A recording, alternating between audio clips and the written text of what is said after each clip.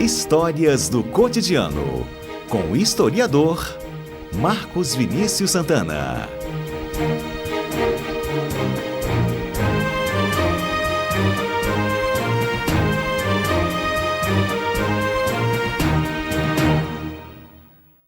Voltamos aqui na Rádio CBN, agora falando sobre... Já estamos ao vivo também no Instagram? Também ao vivo no meu Instagram, Mário Bonella. É isso mesmo no Instagram. @Mário Bonella. Também estou aqui com o Marcos Vinícius Santana, que é nosso historiador e comentarista toda segunda-feira aqui na Rádio CBN.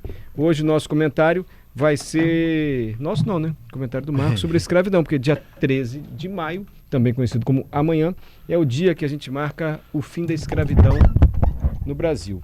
Marcos, tudo bem? Boa tarde, bem-vindo. Boa tarde. Boa tarde a todos os nossos ouvintes. Como estamos nessa segunda chuvosa? Uma chuvinha agora, friozinho também. Segundo já não é uma coisa assim muito... que dá muita disposição, né? Com chuva e frio. Segunda-feira realmente é um dia... Para quem acorda 4 da manhã. Quando é domingo, 8h30 da noite. Já dá aquela tristeza, né? Bota tristeza nisso. Tristeza não, porque a gente tem saúde e estamos em cima da terra, embaixo do céu, tá tudo aquela leve angustiazinha, mas nada que... Normal, né? Mas segunda-feira tem um significado diferente, tá, gente? Segunda-feira? Das energias? Por quê? Não. Já veio com energias. Aliás, a bolsa do Marcos estava no chão. Marcos, não faça isso. Eu não ligo pra isso. Não, mas não pode. Não pode, né? Por que bolsa no chão? Bolsa no chão é dinheiro voando. Tem certeza, Dalberto? Absoluto. Até agora, em época de Pix, que nem o dinheiro fica na bolsa. Mas é o dinheiro no sentido metafórico, entendeu, sim. Marcos? É o dinheiro da sua vida, entendeu? Então, assim, a gente não pode deixar a bolsa no chão de jeito nenhum. Não. Aí Mário olhou pra minha bolsa, mas é porque a minha bolsa, essa bolsa, ela não tem dinheiro, é a bolsa de academia, entendeu? A bolsa de academia Então, assim, não é a bolsa ali que você guarda a carteira, alguma coisa do tipo. Eu achei que você tinha tirado do chão por causa disso, Mário. Tirar do chão? Que você pegou pra mim a bolsa. Foi, porque eu vi Adalberto. Porque ele falou, eu tenho um momento de energia. Quando eu vejo Adalberto alguma coisa que eu acho que vai influenciá-lo, eu já ajudo ele. Isso aí, tá certo. Também tenho medo. Marcos, quando eu tava na quinta série, ou na quarta, sei lá, a gente aprendeu que a princesa Isabel era tão boazinha que ela libertou os negros. Aí depois a gente vai ficando mais velho, vai lendo alguns livros, até de um jornalista que eu não posso falar aqui, enfim. E a gente vai vendo que o contexto não era bem esse, né? Isso. Até porque já havia uma pressão para o fim da escravidão. Se não me engano, o Brasil foi o último país a manter pessoas escravizadas. Isso. Então já havia toda uma pressão política, social, não por uma questão humanitária, mas não tinha mais porquê, porque não tinha mais tráfico de escravo, não é isso? Exatamente. Eu acho que quando a gente fala de história do Brasil, quase nada é humanitário, né? Sempre se pensa do viés econômico, só do Brasil e do mundo.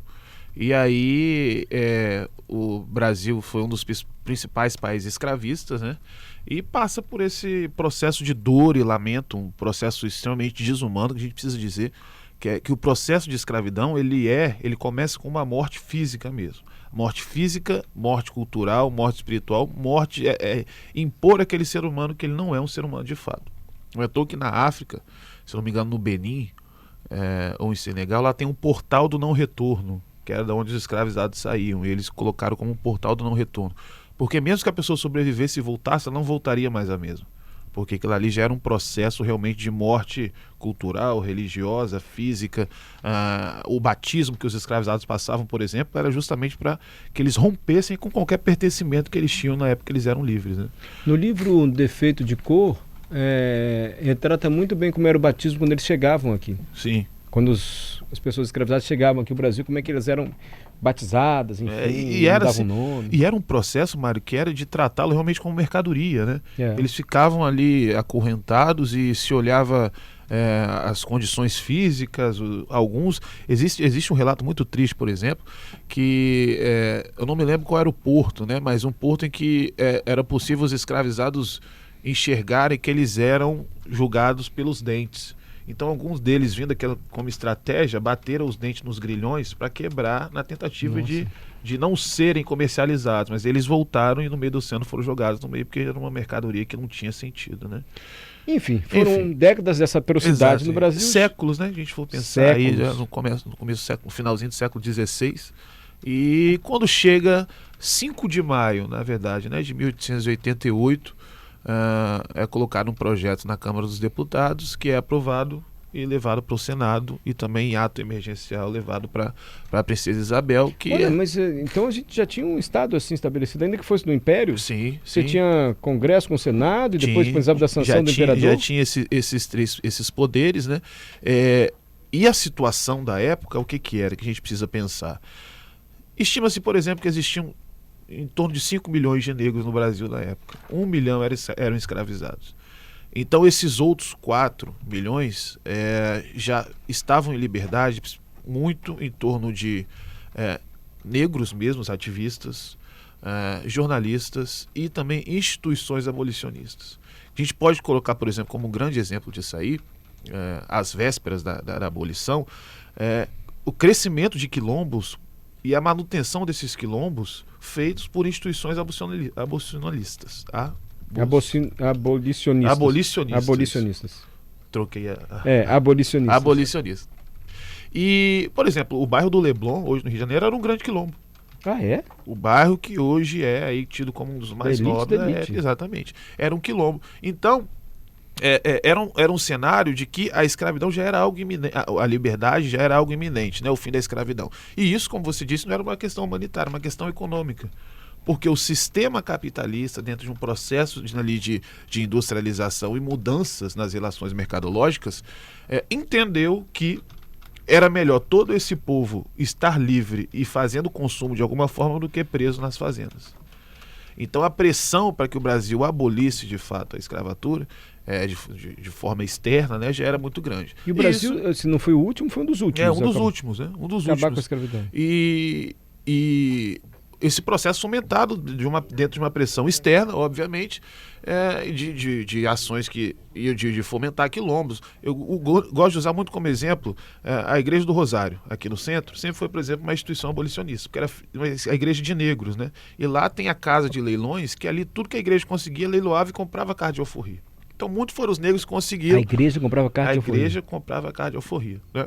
Então já havia uma pressão muito grande. Todo o cenário era a favor de acabar com a escravidão. Só que esse cenário, Mário, obviamente, já se imaginava a abolição chegando em algum momento, mas também tinha que traçar algumas estratégias para que o negro não fosse inserido na sociedade. Porque a intenção não era criar uma sociedade miscigenada, obviamente, né? Uma sociedade igualitária, do ponto de vista racial. Então, até antes da abolição já surgiram algumas leis que tentaram impedir isso. Por exemplo, trouxe algumas aqui. Olha só, a primeira lei de educação do Brasil, de 1837. São proibidos de frequentar as escolas públicas. Primeiro, pessoas que padecem de moléstias contagiosas. Segundo, os escravos e os pretos africanos, ainda que sejam livres ou libertos. Não podiam ir para a escola? Não podia frequentar a escola, mesmo se tivesse liberdade. Então isso criou, mesmo que dando a liberdade antes do 13 de maio, que se construísse uma sociedade extremamente desigual. Outra lei que eu trouxe aqui, por exemplo, é a Lei de Terra, de 1850, que foi a proibição da divisão das grandes terras cultiváveis do Brasil em pequenos latifúndios.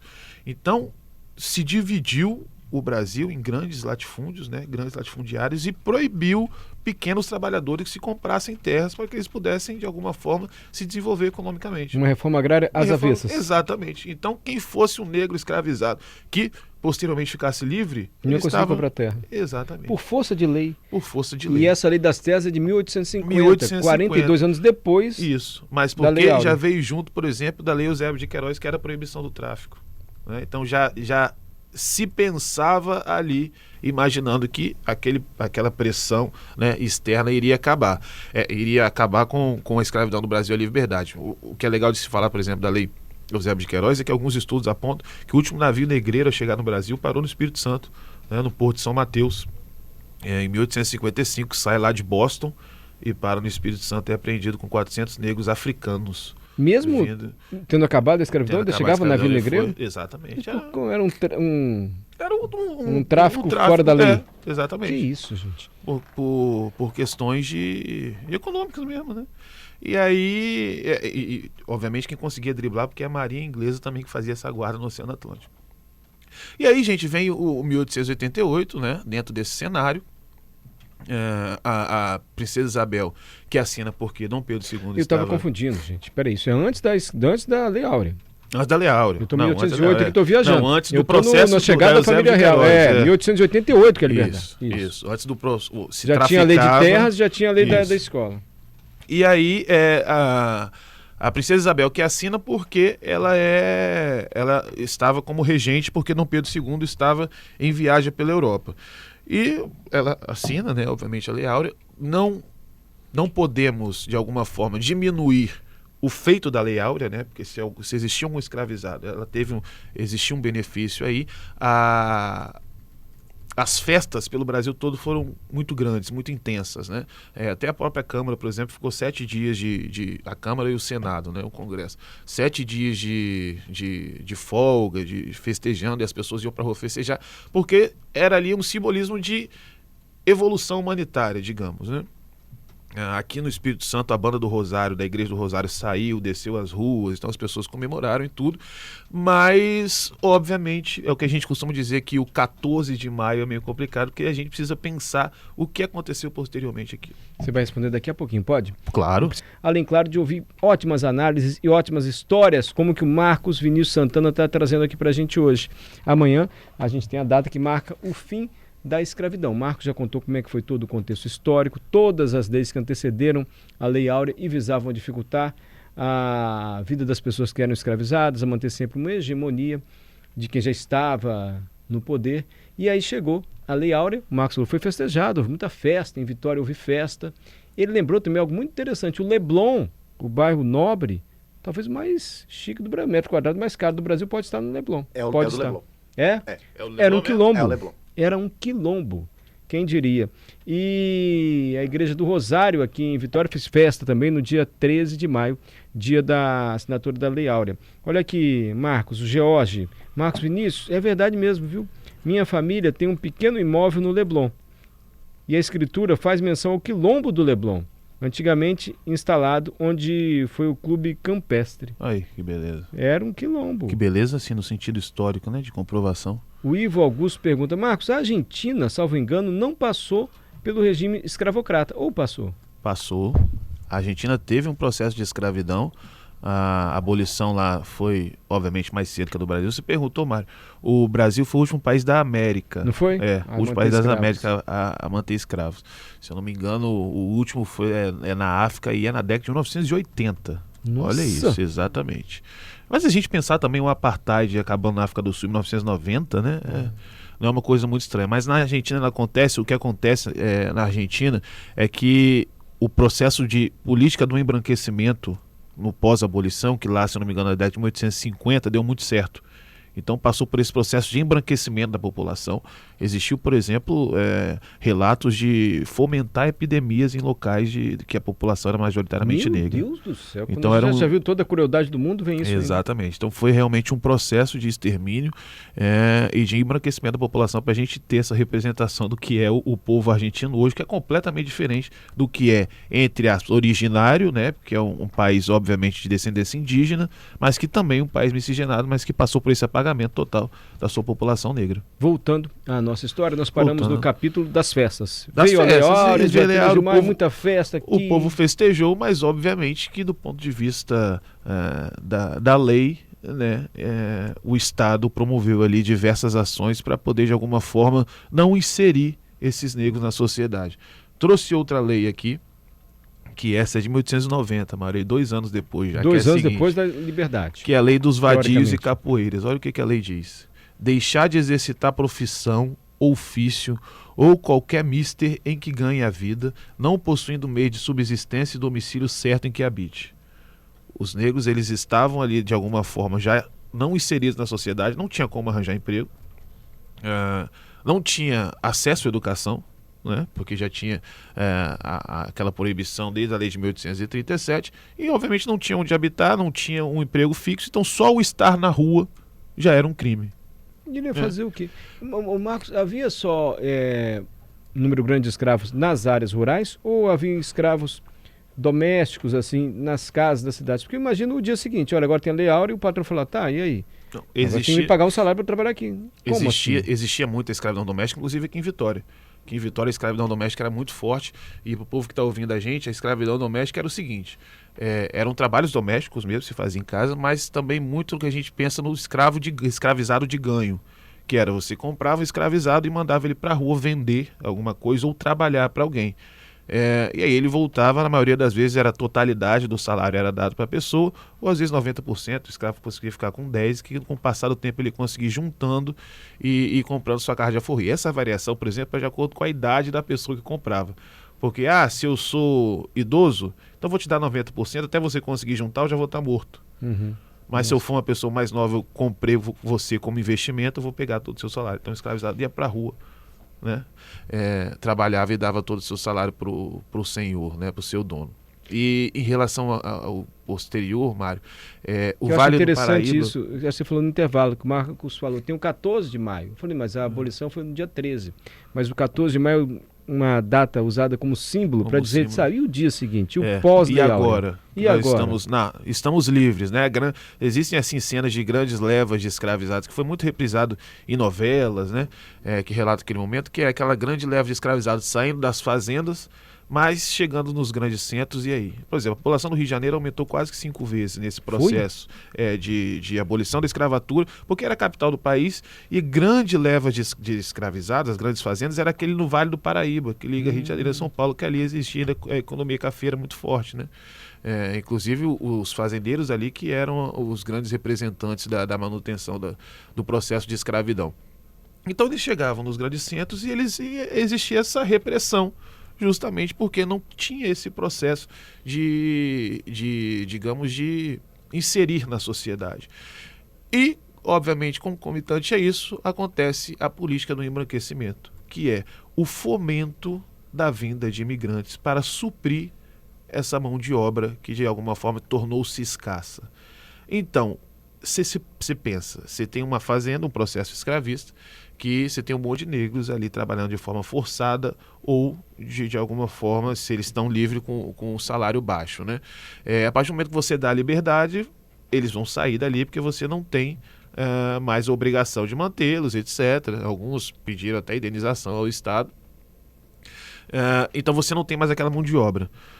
A partir do momento que eu vou pagar, seria o certo. Aquelas pessoas que estão ali precisando de emprego, precisando viver e se inserir na sociedade, colocá-los para trabalhar, né? Mas não. Diante de uma política de embranquecimento, o Estado brasileiro fomentou a vida de imigrantes.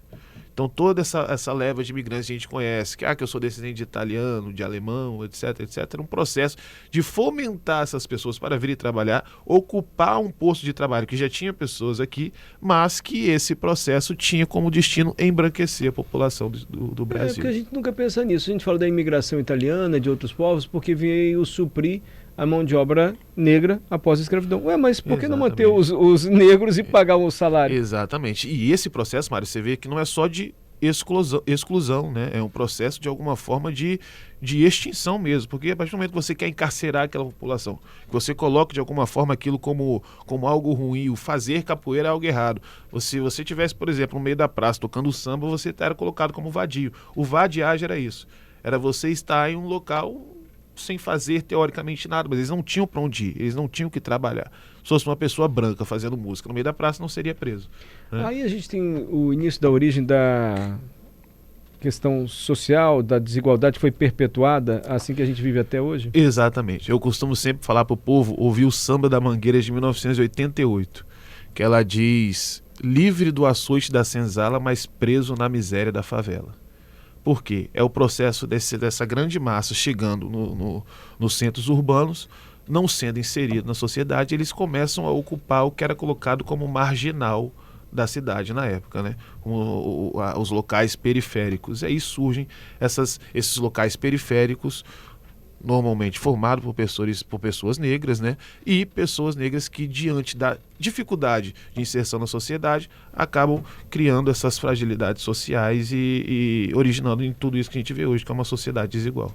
Agora a gente fica imaginando, eu pelo menos, mas é tão distante, mas se a gente olhar 1888, logo depois vem a Proclamação da República. Isso. Que também tem a ver com o fim da escravidão. Tem. Mas se a gente olhar quem nasceu, por exemplo, em 1940, quem nasceu em 1950, pode ser filho ou certamente neto de escravo. Sim, Né? Os negros que nasceram em 1940 são filhos ou netos de escravos, certamente. Diretos. Escravos diretos, né? E nem só isso também, Mário. A gente tem hoje registros, documentos de pessoas que foram escravizadas, né? Porque se for pensar em 1888 a pessoa sendo escravizada ainda, em 1950 ainda existiam essas pessoas vivas e são pessoas que foram filmadas, criaram esses documentários.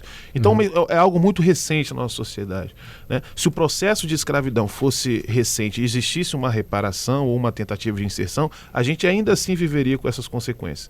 Dentro desse processo de constante exclusão, mesmo que foi uma criação do Estado, isso criou uma dificuldade ainda maior. Por exemplo, hoje, o mais curioso é que a nossa sociedade ela tem uma dificuldade tão grande de entender isso, que ações afirmativas que tentam diminuir esse processo, como por exemplo a lei de cotas, ações parecidas já foram feitas para reforçar esse processo. Eu dou um exemplo, por exemplo, que é a lei do boi, que foi considerada a lei de 3 de julho de 1968. Foi uma lei brasileira que estabelecia reserva de vagas em escolas agrícolas e em cursos de agronomia e medicina veterinária para filhos de fazendeiros. Então, aquelas pessoas que ocuparam aquele processo que dificultou a aquisição de terras, né, na lei de terras, tinham grandes latifúndios, grandes fazendas, e seus filhos tinham uma facilidade maior de adentrar a escola. E essa foi a primeira ação de cotas dentro de uma universidade. Então, hoje, quando a gente faz... As avessas. O oposto do que é contra a proposta. E quando a gente faz essas ações afirmativas para, de alguma forma, diminuir todas essas ações, a gente sofre todo esse preconceito de pessoas que, infelizmente, não param para analisar tudo isso, que tem uma razão histórica, né? E não muito distante, assim. Não, muito distante, muito próximo. O Bento mandou mensagem pra gente. Bento Adeodato. Boa tarde a todos que estão aí no estúdio. Boa tarde, Bento. Obrigado pela mensagem. Escreve o Bento. Sou negro, evangélico. Mário, pergunte ao professor, qual o papel das igrejas católica e protestante na escravização dos negros, visto que muitos senhores de escravos se diziam cristãos? No processo histórico? É. Ali no processo histórico, é a pergunta do Bento. A Igreja Católica chegou a abençoar, né, o processo de escravidão, né? Obviamente a gente fala aí de 4 séculos, então a gente não consegue pautar uma única postura, mas por um bom tempo até o próprio Papa, perdão que eu não sei com exatidão, mas um determinado Papa abençoou a escravidão. E aí a própria Igreja Católica tentava de alguma forma tecer teorias para que aquele processo de desumanização fosse implementado, como se o negro, por exemplo, não tivesse alma. Então ele precisava buscar a salvação e a escravidão era um processo em que contribuía para o encontro dessa salvação. Então o processo da igreja atuou diretamente em parceria com o Estado. Obviamente com exceção de algumas instituições, como eu disse, né, das Irmandades do Rosário, que exerciam esse processo abolicionista não só em Vitória, mas em grandes cidades do Brasil. Eu vou deixar uma pergunta para depois do repórter CBN. Eu ia fazer uma relação com a Proclamação da República, mas quando a gente for falar da Proclamação da República, a gente cita também o fim da abolição. Isso. O fim a abolição. Sim. A Lei Áurea, que tem relação total também com a Proclamação da República. Total não, isso, mas tem relação. Vou deixar mais uma pergunta aqui, se der tempo a gente responde antes. Da Tusa Machado. Parabéns, Marcos. Grande aula. Importante demais ouvir o que vocês estão dizendo. Infelizmente, não tivemos o direito de ter o registro dos nossos ancestrais. E hoje temos grandes dificuldades de localizar as famílias e suas origens, de forma bem distinta dos imigrantes, que até hoje encontram seus registros e documentos. É mesmo. Eu sei que minha família veio do Trento, da Itália, quando meu avô veio para o Brasil. Meu avô não. O avô do meu pai veio para o Brasil, de onde ele chegou. Enfim, eu tenho ascendência italiana, ainda que minha mãe seja negra também. Sim. Agora, meu pai não, é filho de italianos mesmo. A população negra não tem esse registro histórico como a gente tem. Se responde daqui a pouquinho também. Beleza. E a pergunta que eu acho que vale uma avaliação final sua. Mas passou tanto tempo, ainda se justifica a discriminação, racismo? Claro que não se justifica. Mas como explicar isso? Já voltamos. Voltamos com o Marcos Vinícius Santana, historiador. Lembrando que amanhã, 13 de maio, é o dia em que foi assinado a Lei Áurea. Dia que marcou o fim da escravidão no Brasil. Mas não o fim da discriminação, do preconceito, do racismo e da desigualdade também. Mas é uma data que foi celebrada também, em 1888, muitas festas nas ruas, como contou aqui pra gente o Marcos. Tem a pergunta da Tusa Machado, que eu também nunca tinha parado para pensar nisso. Como eu citei anteriormente, eu sei da minha ascendência. Sei quando meu avô do meu pai veio para cá, onde ele morava na Itália, enfim. Os negros não têm esse registro? Não tem. Primeiro falando sobre o registro dos italianos, curiosamente, Mário, você consegue ver o dia e o local que seu bisavô saiu da Itália. Né? O Arquivo Público do Espírito Santo tem um trabalho maravilhoso, liderado pelo Silmar Franceschetto, né? Você consegue agora na internet, lá na coleção Canaã, colocar livros italianos, você digita o sobrenome, você consegue ver quem saiu, que horas que saiu e que horas que chegou aqui no Brasil, principalmente no Espírito Santo. No caso dos negros, a gente não tem, primeiro, por esse processo, entre aspas, de batismo, né? Então foi um apagamento mesmo de nome, mas que ainda assim seria possível ter uma referência, mas que houve uma queima de documentos da escravidão. Rui Barbosa, que era ministro da Fazenda, ele no 13 de maio de 1891, ele usa isso como data simbólica e se coloca que era para apagar esse momento vergonhoso da história do Brasil, mas na verdade a estratégia dele era o medo dos fazendeiros escravistas usarem aquilo como prova para ressarcimento, né, do Estado. Então ele apaga todos os documentos que existia de batismo, de chegada, de compra e venda de escravizados e aí fomentou esse apagamento que a gente tem da nossa história de referências diversas. Uhum. Marcos, hoje, assim, em que nós evoluímos para ter uma sociedade mais igualitária em questões raciais? E, assim, o que é fundamental hoje que aconteça para que a gente continue evoluindo, combatendo racismo, discriminação? Eu acho que é uma coisa que responde as suas duas perguntas, que são ações e políticas afirmativas, né? Que de alguma forma consiga reparar essa desigualdade. Quando a gente pensa, por exemplo, a lei de cotas, quando a gente pensa ações para se discutir o dia da consciência negra, o dia da abolição, de alguma forma disseminar na nossa sociedade esse mito da miscigenação igualitária e mostrar que a gente vive uma sociedade estruturalmente racista e que essa estrutura tem uma razão histórica, né? E que hoje a gente de alguma forma vive dialogando, infelizmente, convivendo com pessoas que tentam manter a estrutura dessa sociedade estruturalmente racista. E que a gente precisa lutar através disso, de ações afirmativas, através de políticas públicas, políticas que fomentem, de alguma forma, uma reparação e um processo que, de alguma forma, transforme a sociedade um pouco mais igualitária do ponto de vista racial. Política afirmativa não significa uns contra os outros, de forma negros alguma. Contra os brancos, pelo contrário, é o oposto, né? É totalmente o oposto. E isso acontece, mas acho que a educação é o principal viés, né? Porque o discurso fácil, ele é muito contagioso, né? Você dizer, não, todos nós somos iguais e não existe preconceito no Brasil. Mas isso visto de que parte? Né? A gente vive muito, por exemplo, no Brasil, o preconceito velado. A gente vê desigualdade, mas a gente precisa colocar atenção para aquela desigualdade. Tenta chegar num restaurante chique, por exemplo, e ver quantos negros tem ali. Isso ali é um termômetro da nossa desigualdade social. As pessoas pensam que não, mas é. Você vai dizer que não existe negro com condições? Não existe, mas existe uma desigualdade. Como que num país em que a maioria da população é negra, não existem negros ocupando os locais de poder?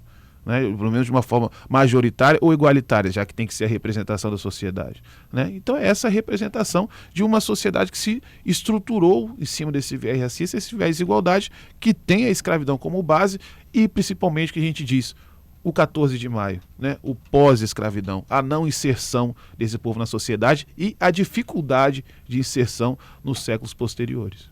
Marcos Vinícius Santana, que aula, hein? Você falou que educação, eu digo que educação liberta em todos os sentidos. Isso aí. E hoje você trouxe educação aqui pra gente, orientação, informações que eu pelo menos desconhecia. Muito obrigado por eu que agradeço. Aqui e lembrar essa data, amanhã, 13 de maio, dia da assinatura da Lei Áurea, dia, na teoria, do fim da escravidão. Exatamente. E no papel, na lei, mas nem sempre lei pega no Brasil. Isso. E que fique assim como um fomento, né, Mário? Para quem está ouvindo a gente, obviamente, dentro dos nossos limites, a gente ficaria um dia aqui conversando e falando sobre isso. Mas fica como um fomento de procurar o conhecimento, né? Procurar entender a nossa sociedade do ponto de vista histórico e contemporâneo para entender essa desigualdade e lutar contra isso. E o ponto de vista histórico explica muito. Exato. E é uma história recente. Exato, muito recente. Algo muito, muito distante. Obrigado, Marcos. Eu que agradeço.